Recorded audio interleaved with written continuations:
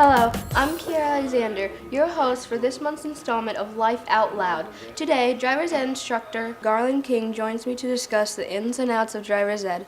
Welcome, Mr. King. Thank you, Kiera. How can I help you today?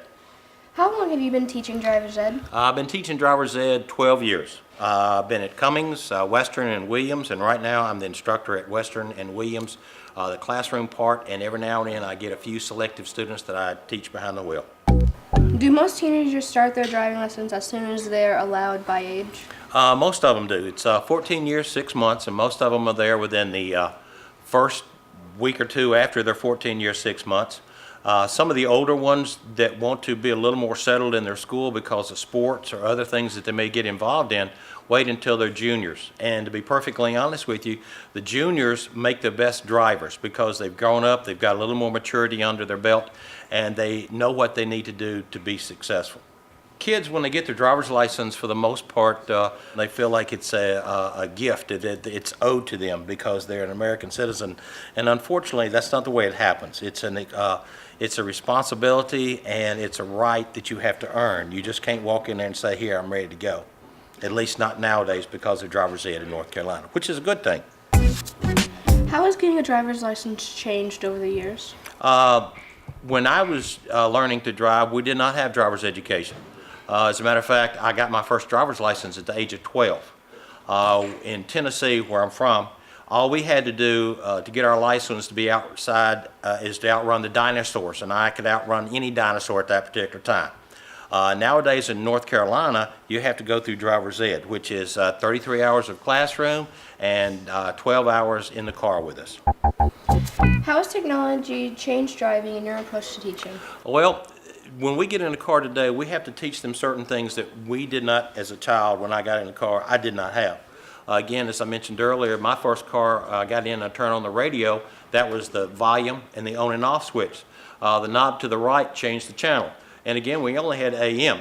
My son's first car had 47 different things that you could do to the radio. As a matter of fact, I wouldn't let him get out of the driveway till he could operate every button because I know, unfortunately, most kids, they drive the car and they think the channel has to be changed every 45 feet. What do new drivers need to be most cautious of? New drivers, when they get in the car, need to be most cautious of themselves. They're overconfident. They think they can do things that they can't do. They think that they can take their knowledge from working a cell phone or a computer and put it behind the wheel of a car, and you can't do that. A computer or a cell phone doesn't kill anybody. You get behind the wheel of a car and you don't know what you're doing, you're dead or you're going to kill somebody else. And again, this is what I tell the kids in my class. I am so fortunate that every parent in there has allowed me to have the most precious thing in their universe, and that's you. You're the child. And again, it's really important to me that I teach the kid everything I can to keep him alive and keep him safe, because once he gets out of my classroom, he's out on the road with everybody else, and to be honest with you, not everybody else knows how to drive. Matter of fact, a lot of people on the highways don't even have their license. What do your students need to work on most when they're behind the wheel? I'll tell you what, we got time, you got time, let's go out in the car and we'll go see you and I'll show you some things they need to work on. Is that okay with you? All right. All right, let's go.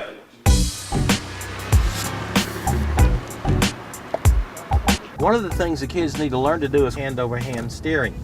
You need to keep your right hand above 3 and your left hand above 9. You can go to 4 o'clock and to 8 o'clock if you need to, but you still do not need to go any further down than that, because if you do, I will show you what happens. If you go below 3 o'clock and 4 o'clock when you turn to the right, my elbows get stuck in the car and I go off the road and I got to get back on the road. And when you have to get back on the road, you pull the car too fast and too hard, and sometimes you go across the line to another car coming at you. So the bottom line is this: the number one thing that most of the kids need to learn is how to steer a car. And again, it's hand over hand, 10 and 2. You keep it above 3 and 9 if at all possible. Sometimes you may go below 3 and 9, but again, you want to keep them above that so that your elbows are free to move the car. Because what happens is if you do go below that and you're in a parking lot, let's say, and some small child runs out into the street in front of you, you can't turn the car anymore till you let go of your hands down here and move them back up in this position. And when you do, you've gone 15 feet, and that's enough space that you can kill one of the kids that run in front of you, and you don't want to do that. One of the other things the kids do not know how to do is how to turn a car when they turn right or left. The front of the car, the front bumper, is when it's paralleled or just a little bit past the road that you want to turn if you're turning right, is where you wait to make your turn. Example, we're going to go up here and I'm going to turn right at this next street. If you turn too early, what happens is the front of the car goes around the curve, but the back of the car doesn't go around the curve, and that's when, if you've ever been in a car with your parents, you feel the bump bump. That's because the front of the car makes it, the back of the car doesn't. Example, I'm going to show you right here. To turn the car, you would want to go right here because our front bumper is parallel with the street, so that when we turn, we make our turn, and we're exactly where we're supposed to be, the right side of the road, and everything is fine. Now this is what happens if you turn the car too soon. Example, the front of the bumper has not made it to the street and the people start to make their turn. Well, the front of the car goes, but did you feel that bump? There's not a curb there, but there was grass, and we went off the road because they turned the car too soon. Now, a kid that's turning left, when the front bumper is parallel to the center of the road, then he starts to make his turn. Again, it's two, one, two, and they keep their hands up here and they let go of the steering wheel, and the hands will simply squeeze it just like milking a cow. You stop the car from moving, and then you're on the right side of the road. Sometimes the kids, when they go and they want to turn left, example, the young man today, will show you what he did on this road to the left. Again, today was his second day he was ever in a car. And again, when you turn left, you're supposed to wait till the front of your car is parallel to the middle of the road. He turned when the road was like this, and again he gets on this side of the road, and then he gets panicky, and then he goes like this, and he gets back on the road, and then he goes like this and tries to straighten up, and simply because he was oversteering, turning the car incorrectly when he made his turn. Again, when the kids get in the car and the first time they've ever driven before, they'll get in the car and they start to panic, just like this young man did when he went around the curve. And they want to turn the steering wheel too much. Example, if you see right here, we're going straight down the road. If I want to pass someone or move to the left, all I have to do is turn the steering wheel just about a half an inch, and we're on the other side of the road. The kids, unfortunately, feel like that when they want to turn the car, they have to over-exaggerate the turn, and most of that is because of computer games.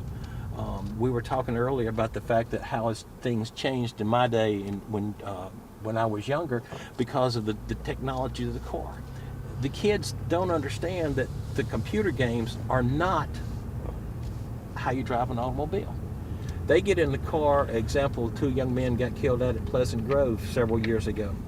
And what happened was when the kid turned the car, he went off the road and he came back onto the road, and when he did, he overcompensated because on the computer game that he had, the steering wheel had to be turned a lot because it makes it more exciting. And that's how he drove a car, and unfortunately when he did it on the street, he got killed. Again, you always want to put on your blinkers, even if there's nobody around, because it becomes habit. And that's what I try to teach the kids. If you learn things and you learn them correctly, it's a habit, you start to drive properly. Example, if we go off the road right here, which now we're off the road, you just simply turn the steering wheel back to the left about a half an inch and you pull right back on the road. When that happens with real children, unfortunately they go off the road and sometimes they overcompensate because on the computer games, I'm going to put my knee here to stop it because we're going straight. But on the computer games, it shows them when they go off the road, they're supposed to go like this, and they get back on the road, and unfortunately when they do that, they get killed because they go from this side of the road to this side of the road, and when you do that, you have a head-on collision. Can teaching driver's education be dangerous? Sure. As a matter of fact, my wife asks me every night when I come home how many times I got killed, and I will tell her, example, the night when I go home, I will have been killed 8 times. One of the young men in the car this morning ran 5 stop signs. The other young man ran 2 stop signs and a red light. And every time they do something like that, I call it a kill, because in true life, if that had happened on the road, then someone might have been killed, either me or the other person in the other car. So yes, it can be dangerous. And girls, what should they say to their boyfriends if they're about to make a bad decision behind the wheel? I want the girls to learn to say the word no, and also guys too, for that matter.